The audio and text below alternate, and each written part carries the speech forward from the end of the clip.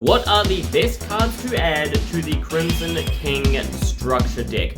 Honestly, the Crimson King structure deck already comes with basically everything you need to run a Resonator Red Demons deck, but if you want to make this deck a little bit more competitive, then there are a few extra cards that you can put in. First, of course, being basic searches. Foolish Burial is a really great addition to this deck, as it is with pretty much any deck, and it will allow us to send our Crimson Resonator to the graveyard, which will set up our combo with Red Rising Dragon. Another good option to send with Foolish Burial is, of course, Vision Resonator, who, when sent to the graveyard, will add any Red Demon spell or trap from your deck to your hand. Foolish Burial on its own is not a starter for your combos, but it will allow you to easily extend off of your synchro plays if you don't have Soul Resonator in your hand. Speaking of Soul Resonator is the main card of this deck and gives us our 1-card combo. Thus, any card that helps us get to Soul Resonator is a good addition. Pot of Prosperity is a fantastic card that allows us to look at the top 6 cards of our deck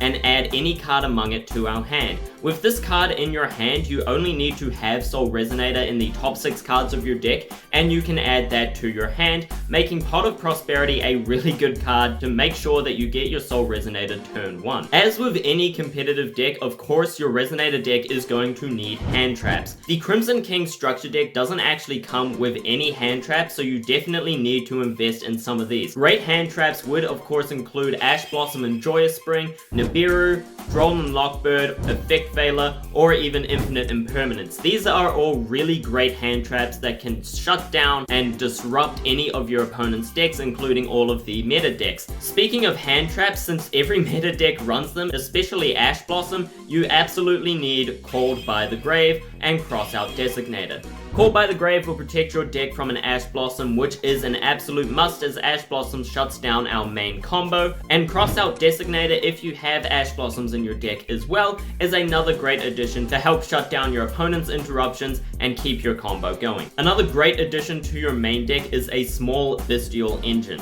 The Bestials are really good because they are not only Dark Dragon monsters, but they're all level 6, making it very easy to get out a level 6 monster on your field, enabling you to go straight into your level 8s as long as you have a level 2 tuner on the field as well. Bestials can all be special summoned very easily by banishing dark monsters from your graveyard, which is no problem in this deck. They all have really great effects and they have fairly decent attack, making them fantastic additions to the Crimson King structure deck. Another staple for this deck is Obsessive Overloop.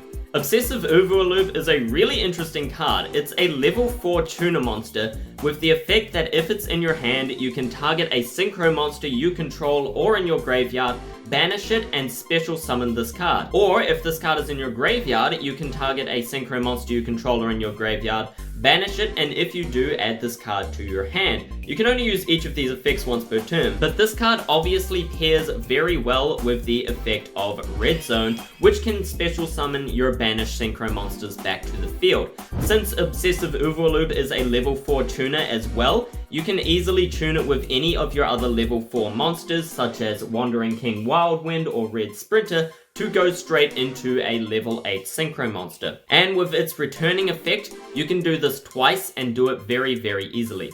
Speaking of synchro monsters, if you don't know, the Resonator deck with the effect of Red Rising Dragon and a few of your Resonators will actually lock you into only playing Dark Dragon synchro monsters. As such, any synchro monsters or almost any card that you add to your extra deck should mostly be Dark Dragon synchro monsters. So some good Dark Dragon synchro monsters to add to your extra deck that aren't included already in the Crimson King structure deck is first of all Ancient Pixie Dragon. A lot of Resonator players are running Ancient Pixie Dragon because it is not only a Dark Dragon synchro monster, but it's also a level 7. The Red Dragon Archfiend deck doesn't come with any level 7 monsters, but occasionally if you have a dead hand, you might only be able to go into a level 7 synchro. As such, Ancient Pixie Dragon is a fairly decent addition. You can go into it with any of your Resonators that add up to level 7. Another good addition to the deck is, of course, Bells of the Diabolic Dragons.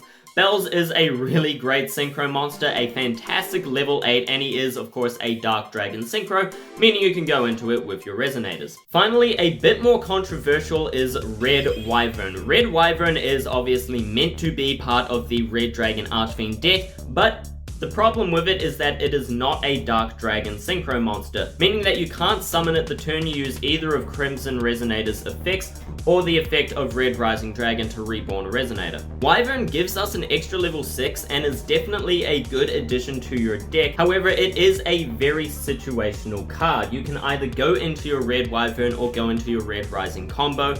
It really depends on what your opponent's running and what you want to set up for. Red Wyvern's effect is definitely very good against decks that special summon a lot and has high attack point monsters. With its effect, during either player's turn, if a monster with higher attack than this Synchro Summon card is on the field, you can destroy the one face-up monster on the field that has the highest attack. Unfortunately, this effect can only be used once while this card is face-up on the field, but as with any destruction quick effect, it is a really good disruption to use on your opponent's turn and could potentially shut down their main combo.